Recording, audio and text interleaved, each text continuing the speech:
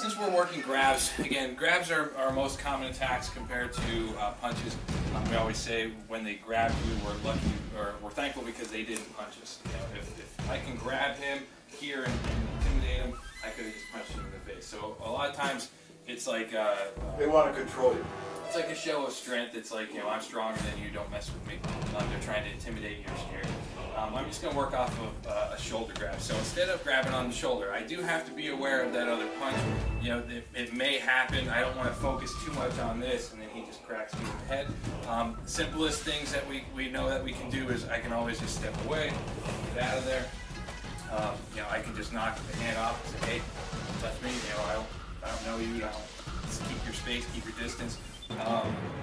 There's a difference in the intention of the grab. If there's just a hand just kind of on there, and it's like, hey, what's up, buddy? Or if it's a more aggressive grab. We're going to work where he grabs a little bit harder. The thing that I want to get right off the bat when I feel it's a little bit more aggressive is I don't want to be caught off balance where he can shake me around by pulling me, you know, dragging me all over the place. Okay, so I want to get my base. All I do is, as soon as he grabs, I'm going to hold on to the hand so it doesn't go anywhere. And if he pushes me first and he's starting to pull me back in, I just step in behind with him. So I step behind his leg. I'm just going to bring this arm up. I can go underneath the chin with my forearm. I can come in with the coke in. You can hit with a back fist, hammer fist, knife hand, whatever you want. Something to hit the chin up, rattle his chin, rattle his teeth.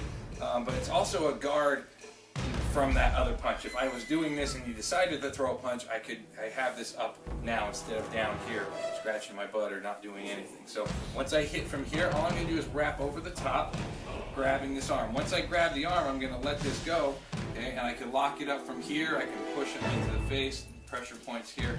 But once I have it controlled here, I can do anything I want with him. So I can knee him and take him this way. But what I'm going to do is once I have him here, I'm just going to pivot around to the left, taking him down this way. Once I have him down, I'm going to keep the arm. If the arm is straight, I can work the arm lock or the arm bar by hyperextending the arm. If it bends, I can twist it and work the shoulder. Okay, so this is working more elbow. This is working more shoulder. If that all fails, I have fingers and wrists. Posting the hand. The only reason why I post the hand is because I don't want to lose it. Because I could just come in, I could just go wham and hit with this, but this might drop. And now I'm like, oh, I don't have it. Okay, he gave me it, I want to keep it. So I'm here, I go bang, I hit. Now I have a hold of it. Okay, I get to pivot and take him down from this way. Where once I grab that arm, all I'm doing is holding on to it. I push on the shoulder, but for real, I would push on the face. You can hit the face, fingers in the eyes. So pivot, take him down. Okay, you have your knee on his ribs, knee on his face, punch, locks. I post his hand so he can't let go. If he's pushing and pulling, I can step in, I can slam him with an elbow low, I can come up high, and instead of wrapping around the arm, if I'm in front of the face, I can just do my so big. So I can step right behind, I'm already behind his leg, I just bring the left arm up and over, taking him over the shoulder, or over the leg, taking him down. If you're doing this so big, try to get your leg between his legs. Okay, so where it looks like he's got 3 legs and his thigh is on the top of my thigh. Okay, if you go too shallow with this, and I go to push, he's just going to step that foot out, and he's going to try to catch his balance. Okay? The other option is we're going to go the other direction, which is instead of going over the arm, we're going to go under. If I'm going under the arm, sometimes I'll hit low, because if I hit him up high, I don't want to bring him back down this way. So paid attention in class. Just a little bit, sir. Okay. So I'll hit up high, and then I'll hit back down low with a strike to the groin. Once he's low, I'm just going to go under the arm, wrapping it onto my shoulder.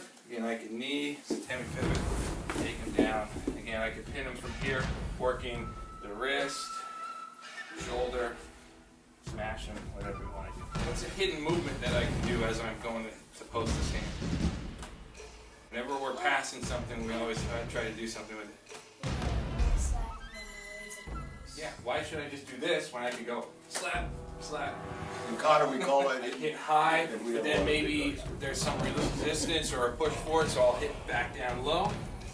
Under the arm, again, I can hit him with the knee to the body, and when I use this knee, I can use that momentum to kind of bring him around some more.